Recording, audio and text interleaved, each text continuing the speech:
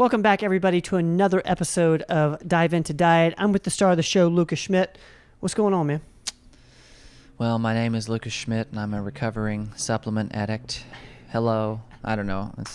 Is there an AA for supplement addicts? Is that what this show is? It's kind of. We're going to refine a supplement list. Do we have any supplement addicts out there? This show is for you.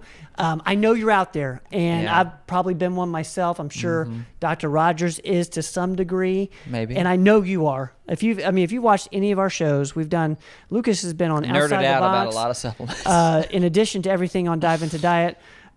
You've talked a lot about the supplements you take. I have, yeah. And there are a lot. There's a lot, off and on, yeah. So first of all, we'll talk about, I've seen this actually comment on, because I watch a lot of like supplement lectures and things, or studies, sort of podcasts where people discuss these things. And sometimes a complaint, and it's a very valid complaint, I see voiced in comment sections is, okay, I've been following your channel for whatever one, if I took every supplement you've ever recommended, the supplement list would be like 200 long. So good. And that's a valid complaint. It's a valid complaint. I think it's important to note that maybe the people discussing supplements aren't saying everybody all the time should take these things. And I guess one could put a disclaimer, and some of them do put disclaimers, I'm not a doctor, or this isn't official, even though I am a doctor, this is not official medical advice, etc.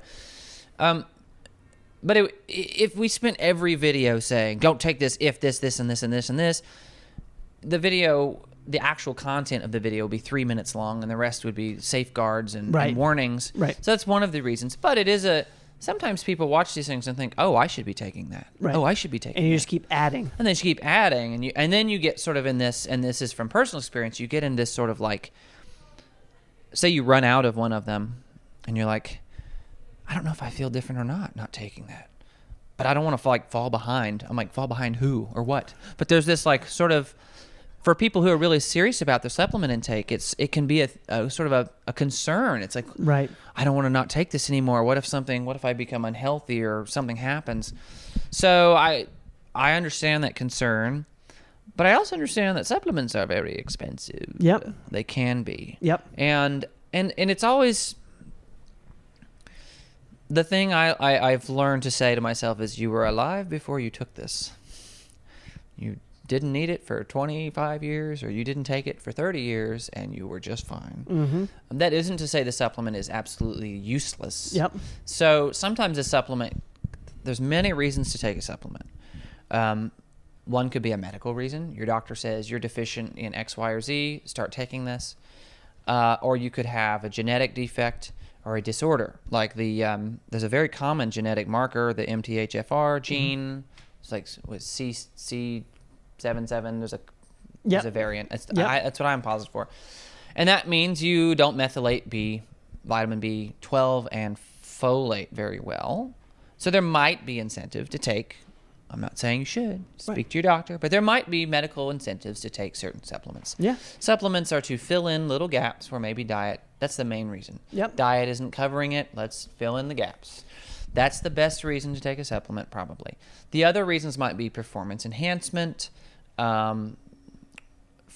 fighting age is probably, I don't want to say number one, but that's one of the big reasons people take supplements, is to reverse aging. Can't really reverse aging, but you can mitigate damage. Right. So there's all kinds of reasons. Improve your focus, compensate for your poor sleep habits, things like that. So there's a lot of reasons we go to take them. So you should ask yourself, do I have good reasons to take these things?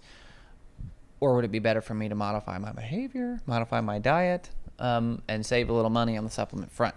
So you wrote down some supplements on a list here that you feel are commonly taken. I wrote down the ones that I feel like people who take supplements are most likely taking this these is their at like least. core group, at least. Yeah.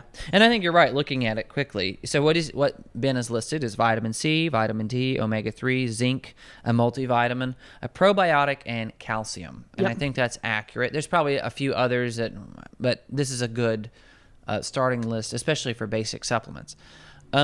So one of the things I'll do sometimes, I have people bring the list of their supplements into their appointments, and they will say things like, I think I take too many supplements. It's like, okay.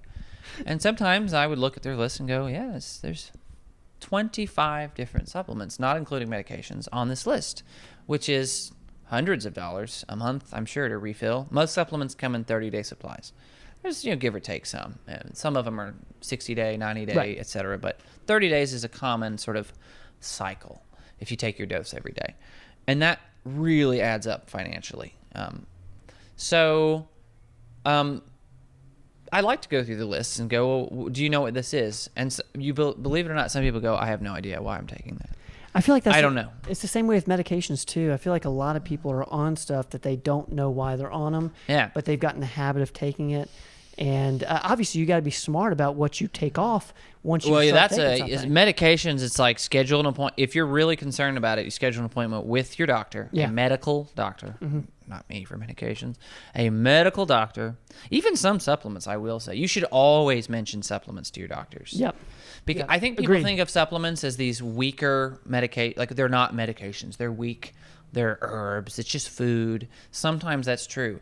That's not always the case, though. Supplements, for example, if I were taking, it's not really a supplement, but if I were taking grapefruit juice, drinking grapefruit juice, that has a lot of interactions with a massive list of medications. That's interesting. And people don't know that.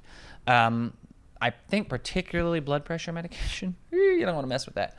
So if a simple grapefruit can mess up your blood pressure medication interaction, then you should always disclose supplements to your doctor. Yeah. Even what you think is the most benign, piddly little supplement. Oh, it's just a anti-allergen pollen supplement. It's not a big deal. It may not be. It probably isn't, but you should tell your doctor because you never know. With supplements, I like to first figure out what we're eating, and if the diet is fairly balanced, has some vegetables and fruits and maybe some meat and good sources of protein in there, you're probably getting a good amount of your vitamins. There are a couple exceptions. We'll talk about that. I'm going to give you near the end I would recommend most people, like 99% of people, take these because it's very difficult to get in your diet nowadays. But we'll get to that. Okay. So, like on this list, you've got vitamin C, D3, zinc, multivitamin. I'm going to ask you some questions about these. Yeah. Not to put you on there's no pressure. There's no wrong answers. We're just going to discuss. So, like, why would you take, if you were taking these, why would you take vitamin C? I take it for immune system. I think, Yeah. and again, I don't know the science behind it, but I know, or based on what I've heard and read, talked to you guys, vitamin C strengthens the immune system. Sure. So I take vitamin C every day. Okay. Valid. Vitamin C has been associated with a stronger immune system. Vitamin C supplement-wise also has a half-life in your body of like 30 to 60 minutes, and then it's gone. Okay. It is urinated out. I'm not saying vitamin C is absolutely useless. Not at all. Don't. Vitamin C usually appears in adequate amounts in fruits and vegetables, depending on your fruit and vegetables. Some more than others, but most of them contain good amounts. Okay. Also, vitamin C does assist in iron absorption, so that might be a good reason to supplement with vitamin C when you're taking your. Okay. I know it's particularly females struggle sometimes with anemia. I mean, males do too, but it's more common in females to have iron malabsorption or issues with iron levels. Vitamin C has been shown to assist in the absorption of iron. But again, vitamin C is one of those that the price range is vast, like on vitamin C. It's either really cheap, there's some more expensive forms, it's all over. There's like time-release vitamin C. I don't take vitamin C. Personally, I'm not saying you shouldn't. I don't take it personally. Okay. I make sure I eat adequate amounts of berries and fruit, and that to me is my way to supplement vitamin C. My body is also going to metabolize that vitamin C in its natural state, converting it to whatever the ideal form is, and put it where it hopefully needs to go. Vitamin D was the next one. Why might you take that? Also, in my head, I'm taking it for immune function as well. Correct. And Dr. Rogers talks a lot about being a hormone. So Yeah. I take it for energy. Okay. Vitamin D is used in all kinds of processes. I'm not going to list them all. I think Robin, has she talked about it too? About which one? Vitamin D? Or has that more been Dr. Rogers? That's been Doc. I don't think Robin's done an Okay. Explain This episode on vitamin D. I know Dr. Rogers has gone to in depth multiple times about vitamin D. And vitamin D all with of its, K yeah, for the K2. older baby. Yep. So vitamin D is actually one of the bare bones golden ones that I would supplement with. Okay. And so we make adequate levels of vitamin D if we get adequate amounts of sun. Mm-hmm. It's the best form for us to make it ourselves. Right. But most people don't get enough sun. There's also the risk of getting too much sun and damaging your skin. So it's this really fine line. Yeah. My understanding is the ideal amount of sun time is 20-ish minutes if you're not wearing sunscreen. Really? 20-ish minutes of good. But here's the thing. We wear clothing. I'm not saying go out naked in the sun. Don't do that. Unless you're on an island and you're completely alone and nobody else is there. I don't know. You might get in trouble if you wander outside naked. But the point being, we cover a lot of our think of it like a solar panel. Right. Right? If I put a solar panel under a tree, it's not really the most efficient location for the solar panel to absorb light. Totally. So clothing is going to inhibit some of that absorption that you make. Also, if you have higher melanin levels in your skin, so I'm Caucasian. I don't have a lot of melanin. Looks like I have probably none. I have, I'm sure, trace amounts. Melanin protects you from the sun, but it also can inhibit vitamin D absorption. So people with higher melanin might need to be out longer to gain the same effects that somebody like me would gain for 20 minutes. So got it. Okay. All that to say is that's sort of a difficult habit to form, especially in our desk environment where most of us work indoors, most of us, for most of the day. Yep. And then, 5 o'clock rolls around, we run home, sun goes down, we're cooking dinner. We're not going to be outside regularly. Right. So safe bet, take vitamin D to compensate for that lack of sun exposure. Yeah. So I would take vitamin D3. K2 is great. Why not take it with it? K2 is important for a lot of things. It's been shown to assist in keeping atherosclerosis from progressing worse. That isn't to say you can completely stop atherosclerosis with just vitamin K2. I'm saying the research is lending itself to that conclusion. There are other benefits as well. The next one, you've got omega-3. Yeah. Like in what form? What are you thinking there? Like fish oil? Is that what you're saying? Yes, I'm thinking krill oil. Okay. In my head, but I'll be honest with you, I don't take omega-3s. Okay. And I'm kind of jumping the gun here, but I know people get omega-3s from fish, salmon, so you could theoretically get it from those sources, but also those sources, it could be contaminated. There's like the argument there. Oh, like the heavy metals and all that. Right, but I'm not actually taking omega-3 right now.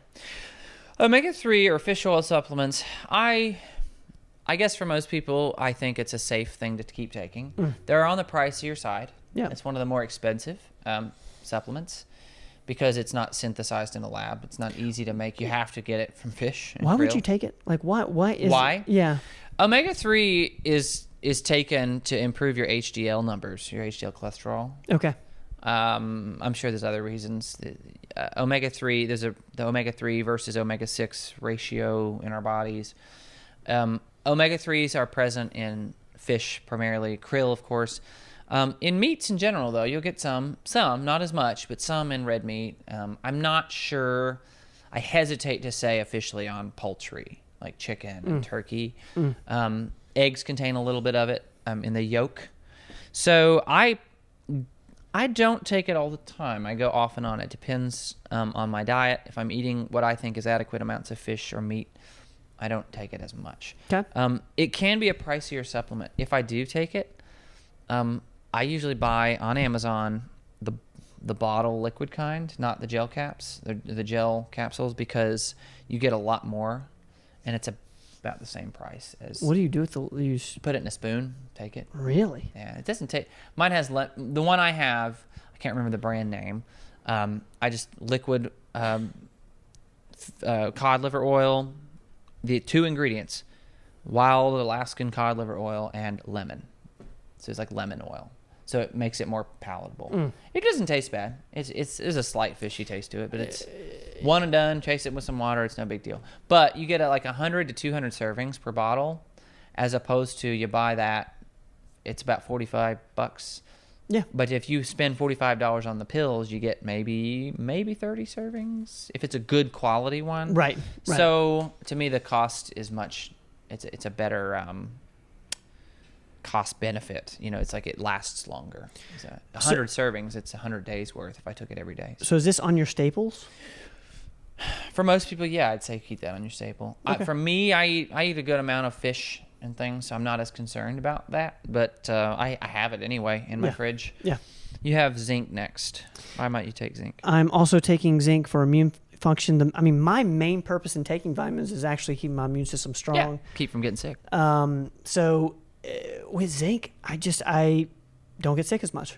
Okay. And so that's why I'm taking it. Sure. I also know that I don't think it's a delivery supplement. Some of these, there's one that delivers like the actual nutrient into the bloodstream, maybe quercetin.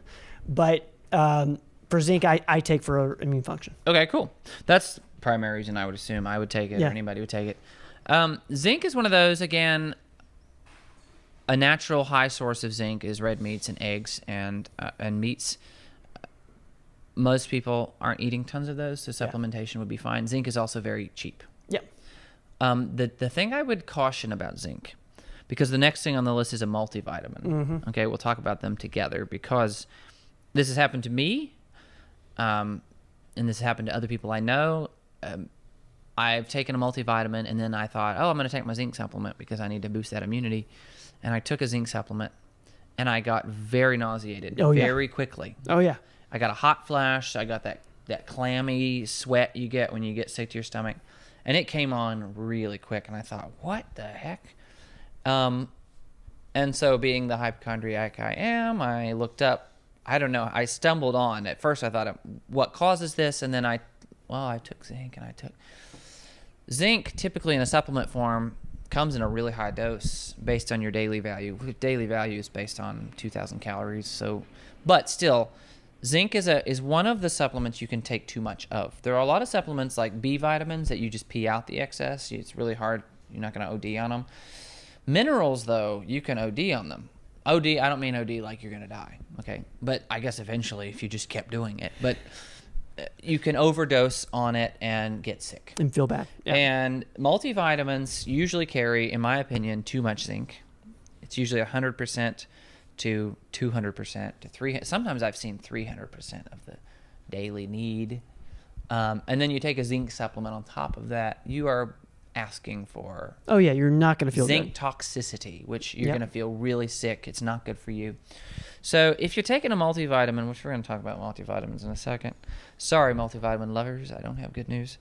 It's my opinion, though. Like, you can seek another opinion, and you might come to understand it differently. Zinc is, to me, that's my flexible option. It's like I have it, and it's like if say I was out to lunch with somebody and they're like 2 days later, they're like, man, I got a cold. I'm like, I was with them. Zinc. I'm going to take a zinc. Maybe it's just for peace of mind. Yeah. It has been shown in some studies to shorten the life of a cold or shorten the life of certain illnesses, inhibit the replication or inhibit the little prongs from latching on, So I think there's something to it. There's a good amount of research behind it.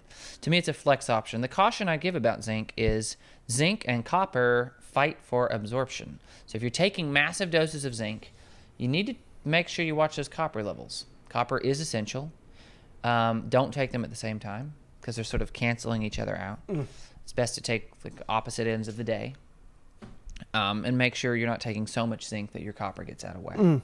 Both of them are present, again, in a lot of food. Yep. I think a lot of greens contain zinc and copper. But again, I keep coming back to red meat. I'm not trying to say red meat's the best thing in the world, but it contains a lot, I think, trace amounts of every mineral. Next is multivitamin. I've already alluded to it. My concern with multivitamins, when I see the multivitamin, especially when it's in addition to a bunch of other vitamins. Right. It's like, why? We're doubling up on them. Why are we taking that? Right. Or why are we taking the whole list? Right. Multivitamins typically, and I don't want to demonize every multivitamin out there. There might be, I'm sure there's some that are exceptions. But generally, they're the cheapest form of every vitamin mashed into a big chalk pill that's the size of a horse pellet. And you got to choke it down, and they're very expensive typically. And they're not usually the best form of that vitamin. and also the dosages are odd. So the things that they can fit high dosages of, like minerals, are going to be really high dose. But the other ones that maybe you want a higher dose of, they can't fit because you can only fit so much in a pill, right? It's not an infinite black hole of space there. They can't put. So like vitamin D, you can take massive doses of vitamin D, vitamin B. But a lot of times I see these imbalances in these things where it's crazy amounts of some things and minuscule amounts of others. I'm actually pretty skeptical of most complexes. You ever see these complex? Oh yeah. It's a immune complex. I'm not saying they're all bad, again. But when you see a complex that has 50 different components, you're probably not getting adequate therapeutic doses of those components because they just can't fit them into the pills. And if you get one that does have adequate dosages, typically you're taking 6 pills to 8 pills to get that. Right. Which at least they're honest. Right. But people think, oh, wow, there's 400 capsules in this bottle. What a steal. Oh, turns out it's only 30 days worth because you have to take 15 of them a day, right? So I'm fairly skeptical of those. Okay. Multivitamins being the number one culprit. I'm not a big fan of multivitamins. There may be an exception out there, and you can put in the comments if there's one you really like. Maybe we can do an episode where people send in pictures of the backs of their bottles, and I go through it and give you my opinion on if I think it's a good one. Do you see it often where someone is on a list of vitamins, 6 to 10, and also do multivitamins? Yes. Okay. And I'm not gonna chew you out. I'm reasonable, and I would have been that person a few years ago. Yeah. I'm like, I must take all of these things because I need this vitamin and I need that vitamin. It's like, well, our body manufactures some vitamins, and the fuel it needs to do that is in most of our food. Right. If you're eating the right things. So I'm kind of a no-go on the multivitamins. Okay. So I would purge that. Probiotics. That's what you wrote next. What are you taking that for? Gut health? Gut health. I take it for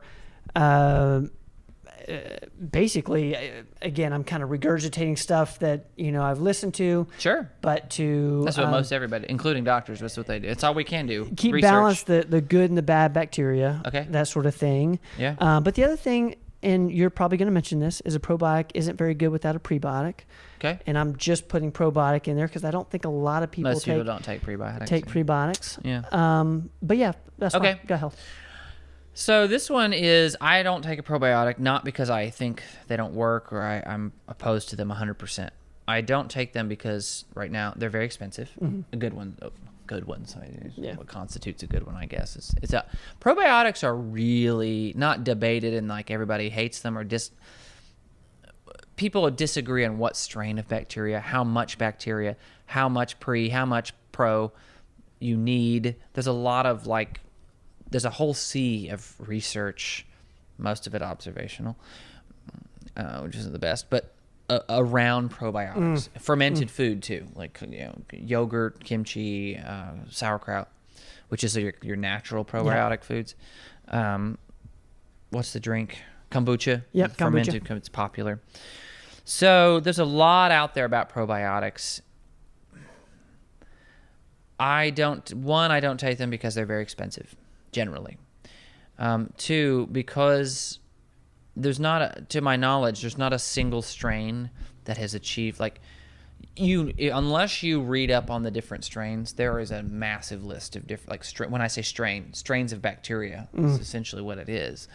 Colonizing bacteria. Because the idea of a probiotic is you take a pill that has a bunch of living bacteria in it, and it's supposed to survive your stomach acid, and then make it through the stomach acid into the small intestine and the large intestine. That's my rudimentary, Some gastro doctor out there is going to go, that's not exactly right, but that's the general gist of a probiotic is, I take this pill full of healthy bacteria, and it will magically survive the incredibly corrosive and destructive environment that is my stomach, and make it to my small and large intestine where it will colonize and be healthy.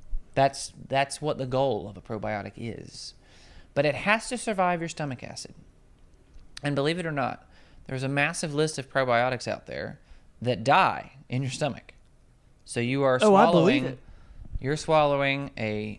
you're using a, $50 bottle of gel cap, basically, because it's going to die. Not going to make it. Bacteria doesn't colonize acid very well, especially our stomach acid, which is incredibly powerful. It can dissolve, I think it can dissolve iron, like steel, like metal. Not that you should be swallowing some of it, right? It'll break it down a little bit. Don't swallow pennies and think that you're going to digest them. I'm not saying that. But it's just to make the point. It's a very strong and powerful acid. And so you need, one, if you're going to buy probiotics, you got to confirm that it'll survive that process. And believe it or not, there's some that don't. Right. Easy money, I guess, for the people selling it. But two, how much of that strain do you want in your intestines? How much should there be? So for me, that's the reason I don't take them. This is a long list of questions that I don't have the answer to.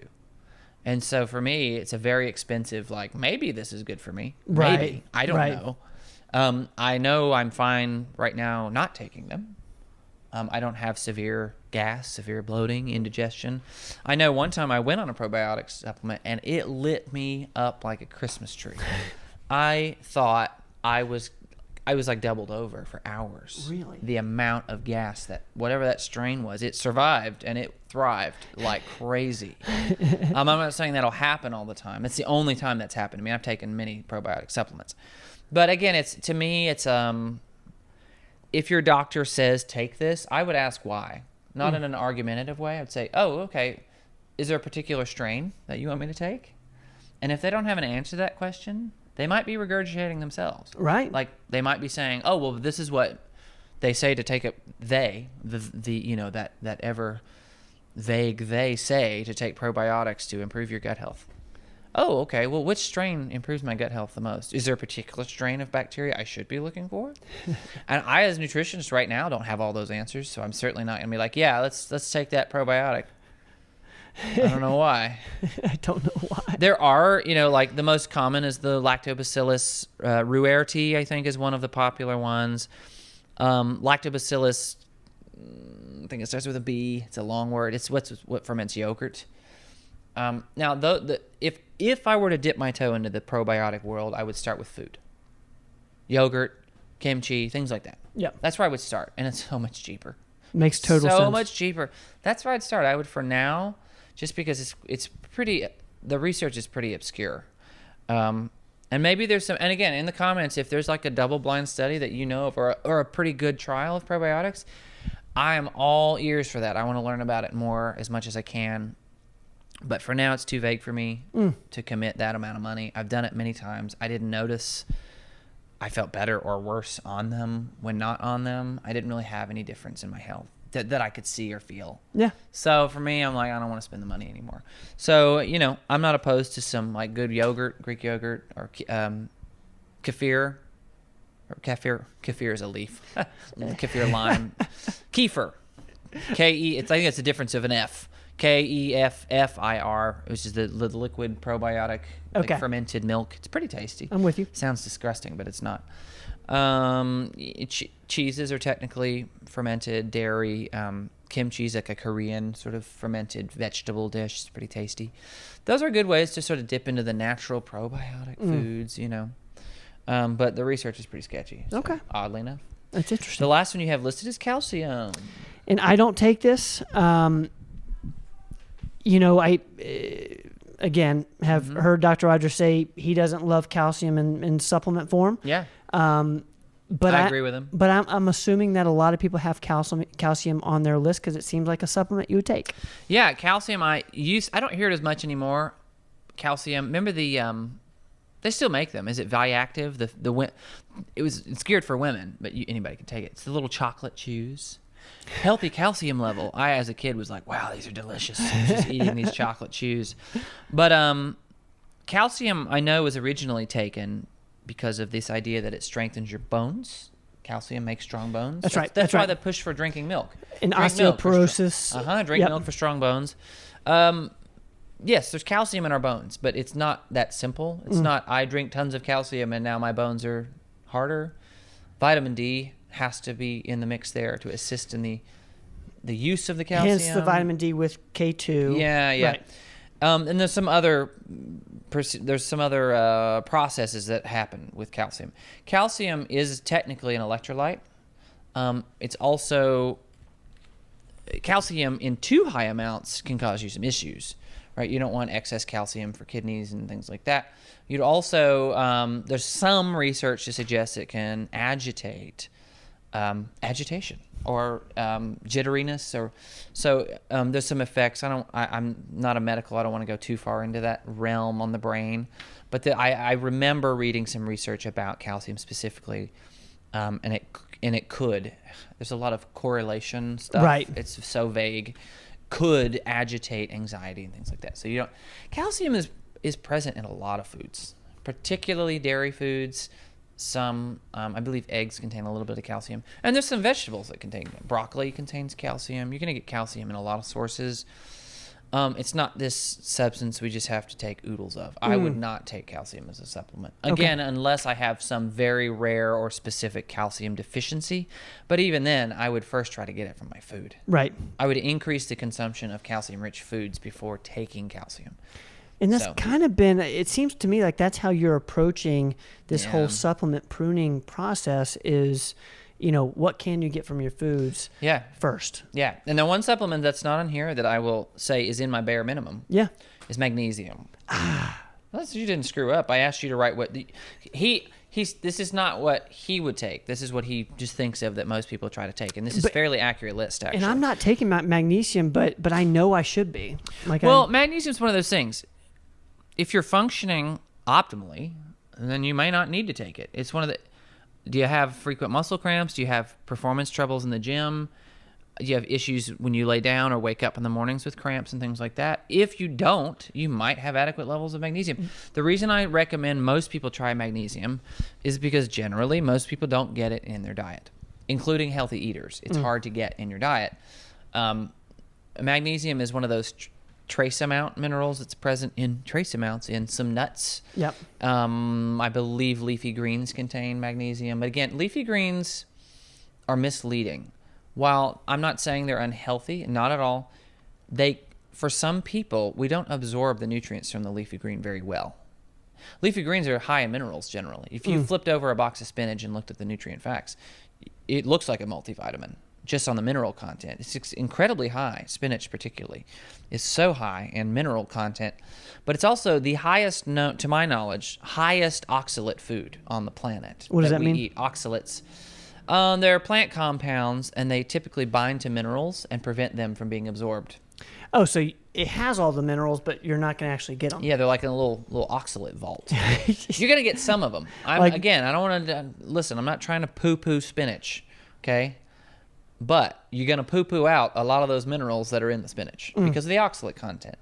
So you'll get some. I don't think it's a good idea to be like, yeah, I'm eating 1 cup of spinach, therefore all of these nutrients are taken care of for the day.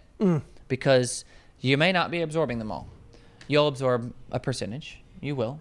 There's a plethora of nutrients in spinach. So magnesium is one of those that I think... it's good to supplement with sort of as a precautionary. And if you're suffering, it also assists in sugar metabolism. It assists in a long list of things because we did an electrolyte podcast. And magnesium is crucial to your survival. If you're performing optimally, you get blood work done. It says magnesium levels are adequate. You feel great. You're not having to take it. You save you some money. Don't buy it. But I take magnesium personally pretty regularly. I exercise a lot. So I like it. It assists. There's different forms of magnesium. My favorite forms would be glycinate, threonate, and citrate, all for different reasons. Are you taking all 3 of those? Not necessarily. No, okay. I take citrate off and on for a little bit of assistance in bowel function. Yeah. It helps put a little more moisture in your colon. Or your bowels, to help move waste. But threonate's supposed to be better for the blood-brain barrier. It can cross the blood-brain barrier for focus and glycinate is more specific to muscle function, relaxation, things like that. Okay. There's other forms. There's a long list of them. Those are the 3 that stick out to me the most. So I would say most people could benefit from a magnesium supplement. I think that's something I need to add. Yeah. Would be magnesium at night. Yeah, and I usually the current magnesium supplement I have is the brand is Bulk Supplements. That's a great supplement brand in general if you're trying to save money. Yeah. It comes in powder form in a bag. Love powder form because you cannot believe the price difference on a pill. You are paying for pills and air because there's so much air in a bottle of pills, right? Because they stack up on each other. Right, right. When you buy the powder, you can control your dosage size better. You get so much more for your money. A bag of magnesium citrate from Bulk Supplements is like, I don't know, $20, and you get 300 servings. Right. It's an insane amount. It's a little gritty. Doesn't have a flavor, so that's the benefit. It's a little gritty. So I would just put it in some water and shoot it as quick as I can. Don't take too much, or you will go to the bathroom. You might want that, though. I mean, That's maybe what they give you in concentrated form to clear you out before some procedures. So, but that's like 20 doses. It's like an insane amount of magnesium. Yeah. So I'm pretty familiar with the magnesium. TMI. The world knows now. So that's pruning. We're pruning out the supplement. That's pruned. My bare minimum supplements, my general try to keep these in your cabinet is to review. Okay. We've actually covered them. Okay. Vitamin D and D3, K2. Yeah, D3, K2 combo. And it's really commonly they come together now. More and more. I take a sublingual form because it's more pleasant. And it goes drop under your tongue. It's pretty cheap. There's a brand, I cannot remember the name. You could type in sublingual D3, K2 on Amazon. You will find. And again, it's more cost effective. You'll get 100 to 200 doses in a little bottle this big for $20 to $50. So that's one. Magnesium in one of those three forms, threonate, glycinate, or citrate.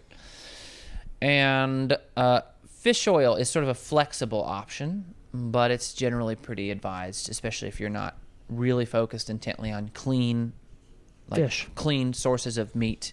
Okay. Particularly fish. And I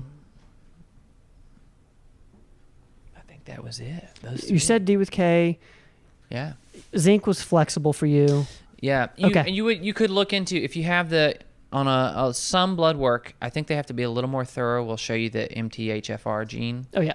Yep. Now, I know Robin's talked about that. I watched her podcast on that. We'll link that below. Yep. And actually, her and I have been working on a food sort of nutritional advice plan we've been corresponding about. For that. That we can, that will, if in an appointment here, your provider's like, maybe we should consider a diet that helps with this. Yes. We'll have a sort of a document can be emailed to you or printed for you in the appointment.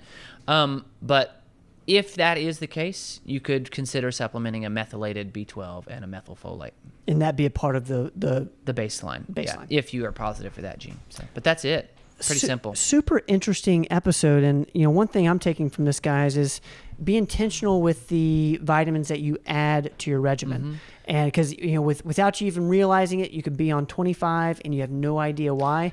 And I think that's kind of what you're saying here. Yeah, and the final note is that isn't to say if you're taking astaxanthin, which that's just an example. It's an antioxidant supplement. It's very popular right now. Yeah.